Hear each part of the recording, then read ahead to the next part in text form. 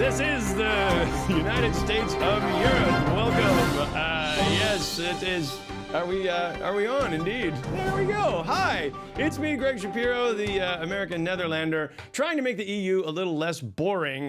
Basically, we got some news jokes here and then a bunch of talking with a very special guest. It ain't the Daily Show, but hey, we have very little budget. I'm your incredibly impressive host, Greg Shapiro, and we'll get to our guest in a moment. But first, let's check with the man in the booth, Jeremy. I guess, are we starting? Yeah, fairly. We're ready? All right, all right. Everyone turn off your phone. That's a note to myself. And great. Well, we aim to give the EU the respect they deserve by making fun of them just like anybody else. This week, we will try to figure out what the EU has been up to all summer and maybe some prognostications about the big announcements coming up from the European Commission. Right. Let's go even further. All right. We're kicking off with 3 months after European elections, the EU seems to have two new leaders, EU Commission President Jean-Claude Juncker and, from Poland, EU Council President Donald Tusk. The new leaders have not announced any new agenda, but with names like Juncker and Tusk, most expect their agenda to be fighting crime and kicking ass. Outgoing EU Council President Herman van Rompuy welcomed his successor by doing his best to look like a scary bird of prey. And outgoing Commission President Manuel Barroso admitted that for years, both Barroso and Van Rompuy have looked pretty weird together, rather like a bunch of Muppets. Together, Rompuy and Barroso will now take new jobs as official EU hecklers.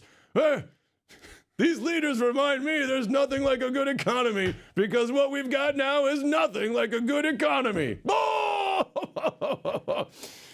Along with Donald Tusk, the EU has a new foreign policy chief, Italy's Francesca Mogherini.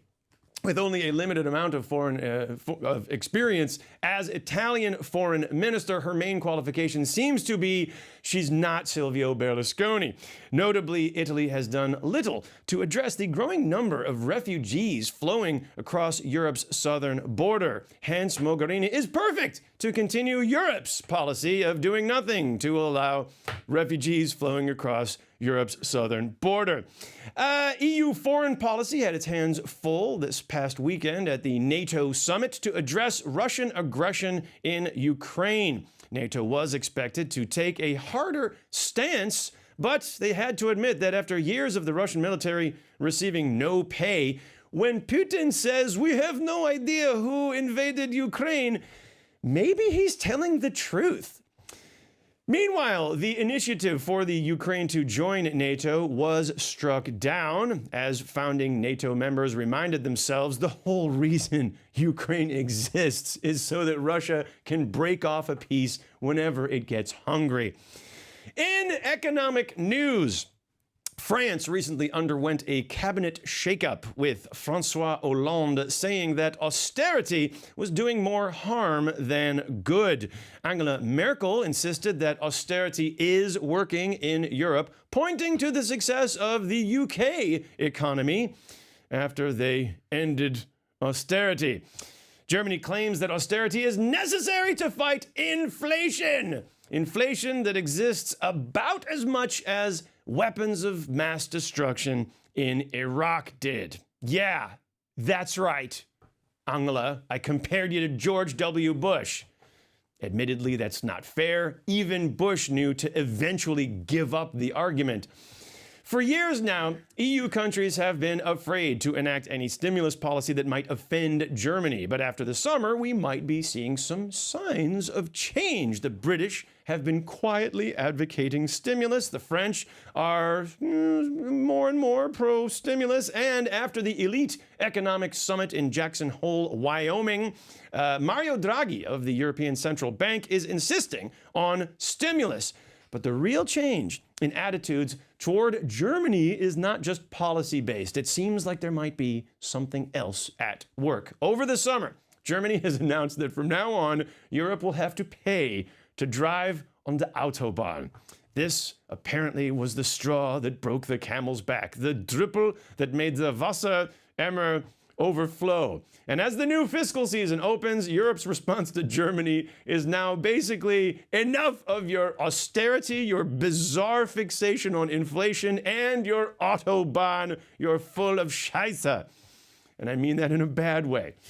Now, I realize I might be losing some of you.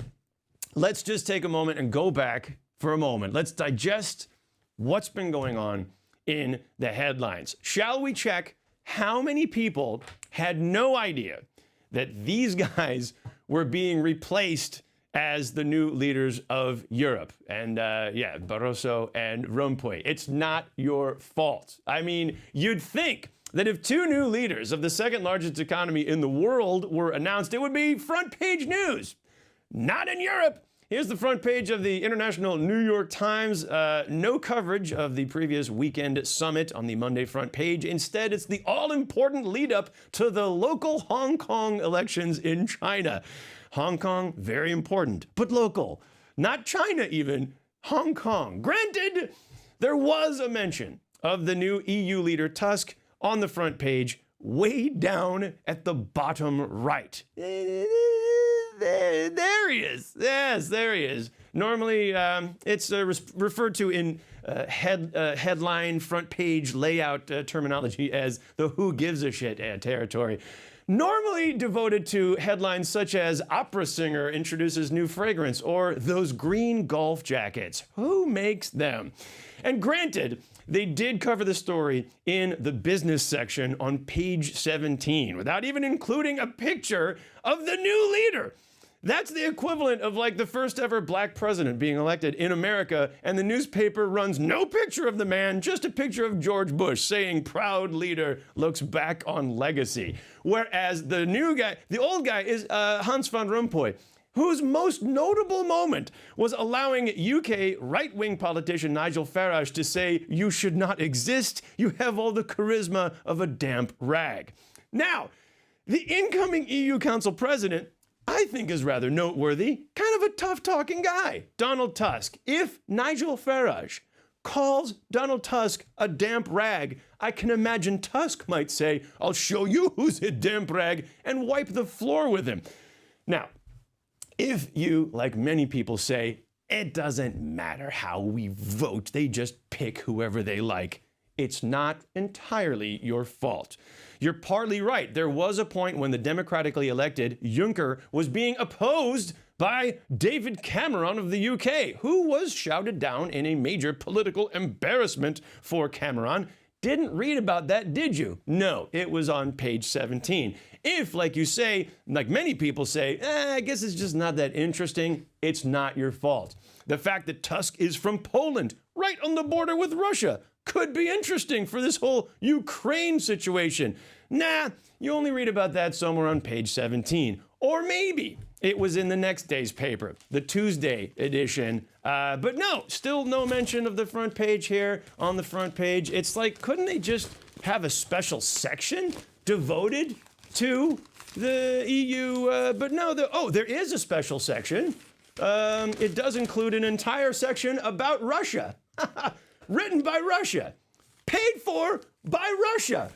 Hey, EU, we are not saying your new anti-Russian Council President Tusk is not important. We're just feeling we would feel more comfortable if he was not placed so prominently in your newspaper. And hey, EU, if you want to get your story in the paper, it helps to give them a little incentive. That is my conspiracy theory for the week. Coming up next is Edo Berger. And first, we'll take a short break. And when we're back, we're very happy to have him back in the studio, Edo Berger. Greg Shapiro, the American Netherlander. And welcome to So Damn Local. Hi, I'm Nate Titor, the host of the What's Up Amsterdam TV show. Published in Zoe now. Well, 8 years later, it's out in book form. My name's You mean we win wars and kick ass? we want to help them make it. I mean, that's why everyone, all these surveys seem like next door food. Jewish person. Jewish Neighbourhood market is on every third Sunday of the month, but this year there will be 4 weekend festivals organised, one every 2 months.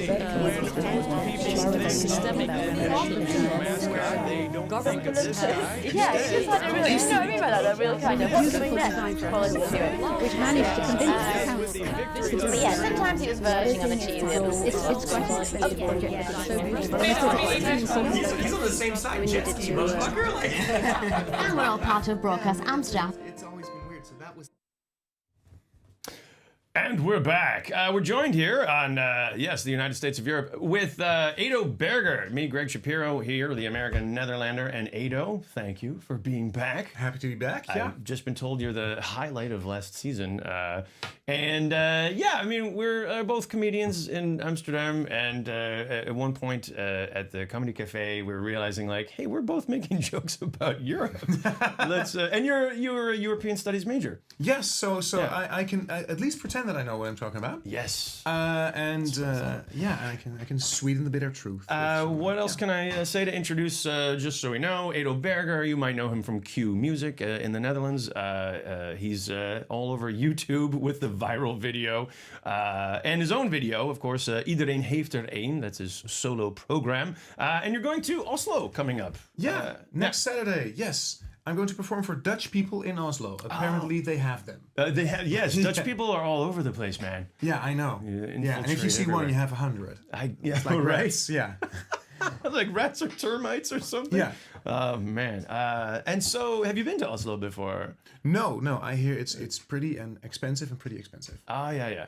Pretty inexpensive. It's pretty expensive. Okay. Yeah. And like you said, it's Dutch people living there. It's great. Did you perform a lot over, I don't know, you're partly Belgian, part Dutch? Yes. I try to. Yeah. And I try to set up this big sort of European tour last season. For instance, I tried to do my show in Italy. I figured there must be English-speaking, like left-leaning progressive students in Italy, and the response I got was, yes, English show in Italy.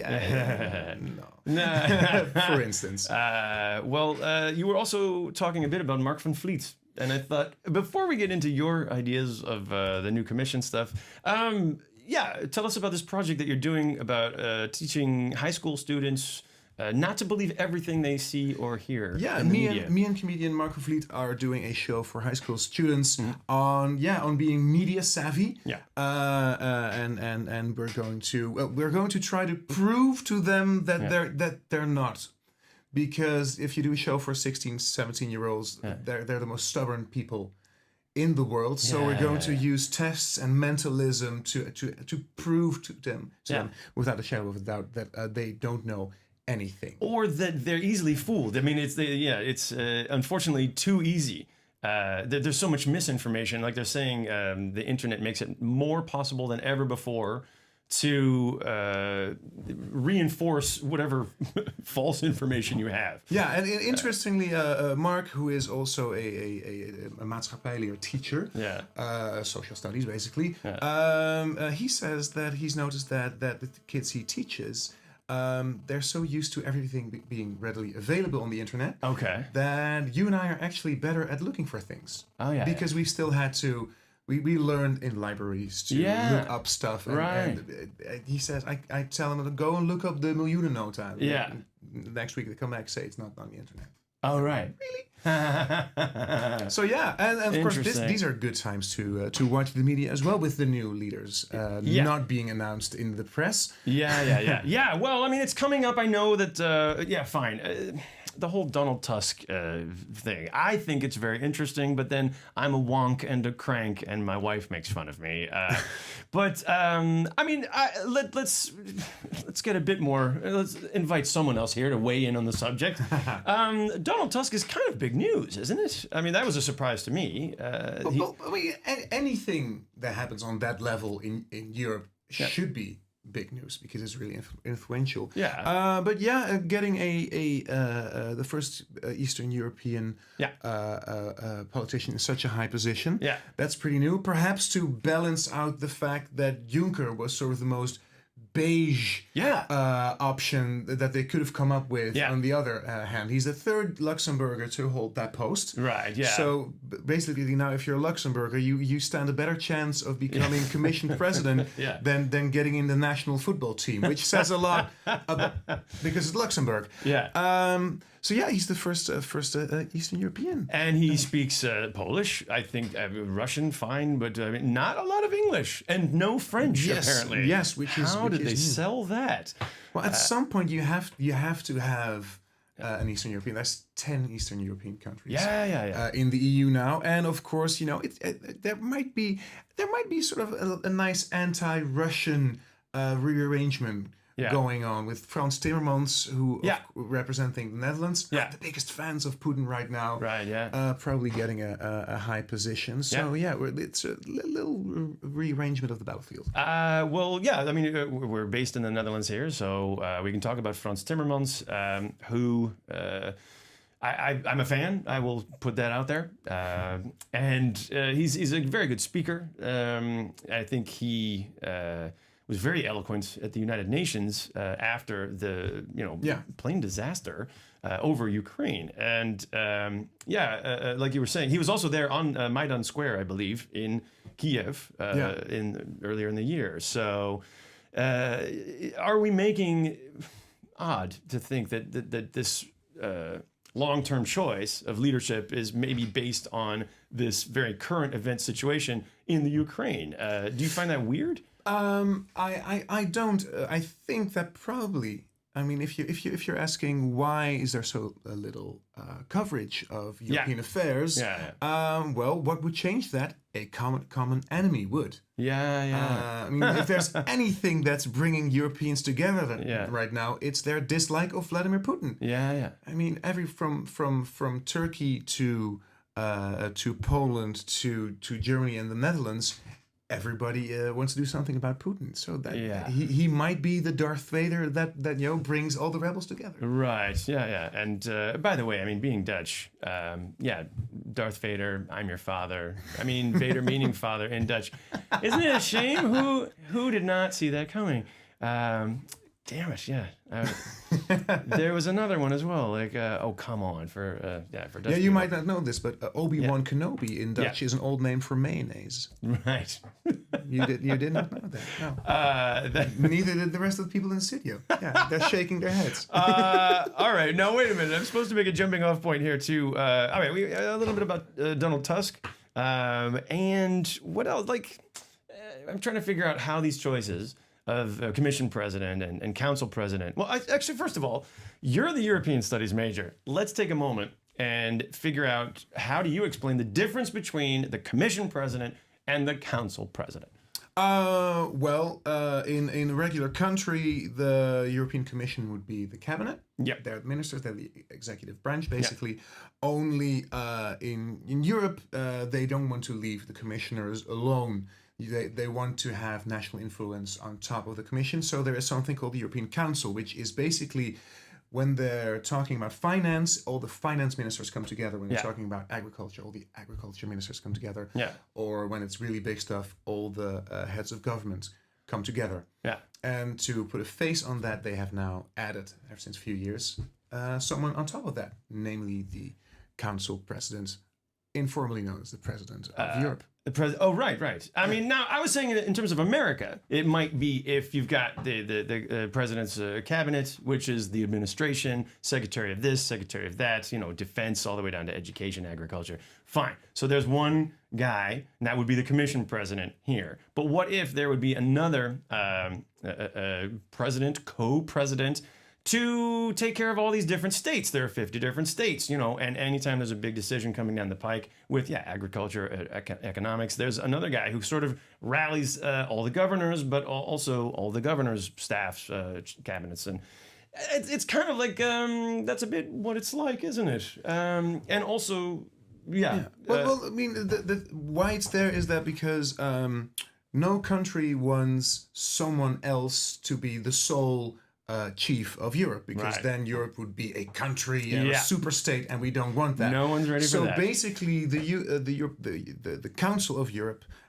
is the American president divided over 28 people. Okay. And with now an extra mouthpiece on top of that. And we were talking about this weird quota system, which is it mandated that there have to be 28 commission posts for the 28 countries, or does it just kind of happen that way? Everything that's about efficiency in the European integration always ends up on the bottom of the priority list. Right. Yeah. So basically, they started out with 6 member states. And then you didn't have to decide, so who's going to lead this? We'll just have 6 guys do that. And now there's 28 of them. Yeah. Barroso took a stab at trying to cluster it. I remember that. Didn't come through, but there is a good chance that Juncker tomorrow is announcing super departments. Okay. With 4 or 5 commissioners grouped around a single subject and one a so-called vice president on top of that. So, yikes. I mean, well, like a vice president. In America, it would maybe be like the vice president, but what if the vice president, there would be a few vice presidents. One of them had, defense, secretary of defense, and secretary of like energy or something put together. And another one might be agriculture and environment. So you mentioned Timmermans already. Frans Timmermans, the current Dutch foreign minister, he might be one of these vice presidents. Yes, he's named as a vice president for regulation to try and smooth out and to make the regulation process more efficient. Right. So basically, I'll remind you, we're trying to make this sexy for the people. Yeah. So I know it's not. It's hard. Well, I mean, the thing is, it's as sexy as national politics is. Yeah. Or isn't. Hey. Ooh.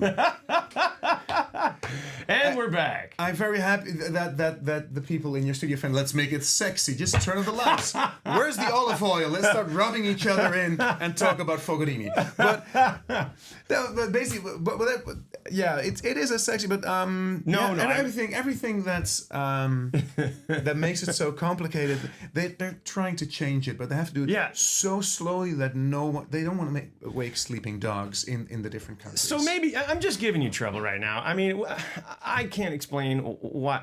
I know deep down why these issues are not being reported as much as I would like them to be. It's because they're boring. And fine, can we state that as a plain fact? Or I disagree to some level. Okay, it is boring in the sense that, well, as I said, everything on a European level has to be done very carefully because you don't want to ruffle any feathers. Right. Yeah. Super diplomatic. But having said that, it's like, I don't know,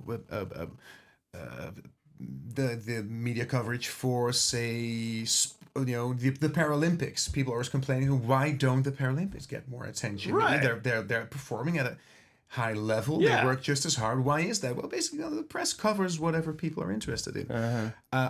I think one of the big obstacles for people to realize how important what's going on over there really is that politicians on a national level will never acknowledge how important it really is. That's the big taboo. Yeah. You will never hear a national politician say, hey, did you know that European law, every single crappy European law, even if it's about, the curve of the banana, has priority over every single kind of national law, even the Constitution. Really? Because no one wants to hear that that banana laws are higher up than your own Constitution. Right, Stuff like that. The curvature of bananas, the cucumber that has to be thrown away because it doesn't fit the specs or the shapes or whatever. Yeah. Olive oil rules. Okay. Okay. And yet, I mean, the Dutch drug laws, for example, that's still quite unique in Europe, but... is there an enforcement issue that, or is this coming down the pike? Is there some European conspiracy that we're all going to have to be, call ourselves Europeans and give up our national identities? I think it's not high enough up on the priority list of the ever expanding abilities of the European integration. It's going to take a while before they get to local local drug. Domestic, local. Yeah, Right. it's going to take a while for that. And now I know I'm really giving you a hard time here, but no, we did want to talk about some of these other commissioners that we actually know about and who might be considered sexy. Let's see. No, I mean, okay, that's fine. There are women. Let's talk about women. I'm not allowed to talk about. I mean, it's yeah. We can talk about Tyson, for example.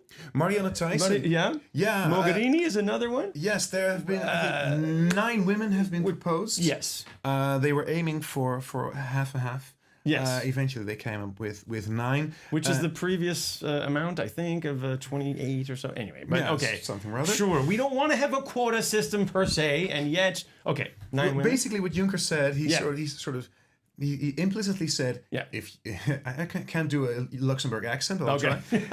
If you give me, I don't know how Luxembourg is that. Yes, I'll do 5 accents. If you give me the woman, if you sell me a woman, I will give you probably that woman a very high position. Yeah. You'll get rewarded. It's like, you know, if you put a sweater on your birthday wish list, and someone gives you a sweater. If it's very ugly, you will still have to wear the sweater because you asked for a sweater. So, oh boy. And the Belgians really think they have it made because they're right in the midst of forming a government. Right. I mean, Belgium can't even make their own national government work, and now they've got because that's that's about as complex as a theory of the universe. Yeah. But in the midst of that, they got a call from Juncker. Said, "So have you gotten around to nominating a candidate yet for the commission?" I went, "Oh yeah, that I'm sorry, the dog, ate the list of candidates, and the bridge was open. So, and then Juncker said, at some point said, I want to see your candidate in my office tomorrow at 10. And because, the Belgian government and the European government are both in Brussels, so he can actually say that. I mean, if he did that with, say, Greece, that would have been a bit harsh. But in this case, she just had to walk across the street. It's Marianne Thijssen. An MP, and the thing is that the Belgians are explicitly expecting that because they have delivered a woman that they are now going to get, and on time. So on time. What do we expect her to get? Like one of these competitiveness commission? They're talking about competition, which has a Belgian mark on it. Van Miert was the big competition commissioner for a very long time. The one who came up with decisions like, hey, Microsoft, unfair business practice, Intel, cartel, Google, privacy. These are the ones who crack down on these big multinationals. Yeah, and you're seeing that that slowly but surely they try to give different posts to different nationalities in different regions. But I mean, well, as I said, the European Commission is now being led by a Luxembourger for the 3rd time. Competition is Belgium or the Netherlands. Agriculture is France, Spain, Italy. You get sort of your own playgrounds. I noticed that. Mogherini is the woman we mentioned, the female foreign minister of Italy. But I mean, more distinctive is that she has very little experience. I think we can say that without being judgmental. No, she's got 6 months' experience as foreign minister of Italy, much less. Right. We have to wrap up, I realize. Shall I just do the last bit of trivia about Mogherini? Yes. What makes her a really good candidate is that she has the highest attendance record of any single Italian member of parliament. Namely, she has been there 98.6% of the time in a country where members of parliament show up. Wow. 79%. So now she's no longer in parliament.